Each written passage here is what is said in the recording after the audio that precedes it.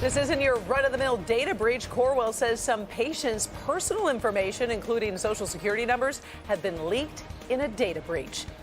The hack on one of the health system's vendors is the second breach in as many months. Yeah, but this time it's the amount of information that's getting the attention of the Michigan Attorney General. It includes names, addresses, even diagnosis codes. Megan Woods is live on this story for us tonight. And Megan, any idea of how many patients are part of this investigation?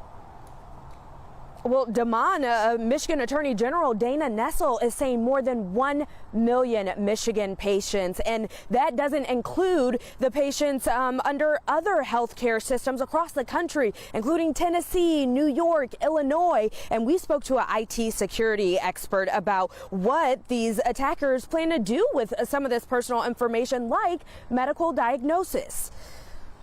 Everybody should be concerned. Earl Doobie is Chief Information Security Officer at Oxum Security and refers to what happened to Corewell Health as a supply chain attack. This seems to be the way that attackers are getting into larger organizations, is by attacking smaller organizations that service them. This breach was through Health EC, a vendor that helps them identify high-risk patients and close gaps in care. Just last month, Corewell Health announced a different data breach through another vendor. Doobie says it's not uncommon for hackers to get data from a company more than once. So the easier it is for them, the more they're going to exploit that. Notice letters to patients for this breach went out on the 22nd. Attorney General Dana Nessel says data impacted could include diagnosis, health insurance, prescription information, and more. In similar breaches, attackers use that data for extortion. Saying, hey, if you don't pay us a certain amount of money, we're going to release these diagnoses online. His advice, whether you were impacted by this breach or not, is to be vigilant by doing a credit freeze. Credit monitoring is also good, but that's usually after the fact. The credit freeze prevents things from happening. The credit monitoring lets you know when something bad has happened.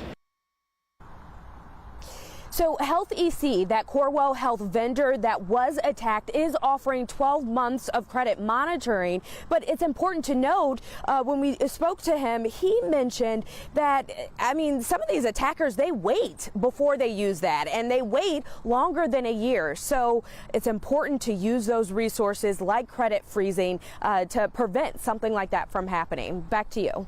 So Megan, Corewell Health is just the latest in Michigan healthcare data breaches we've been seeing here.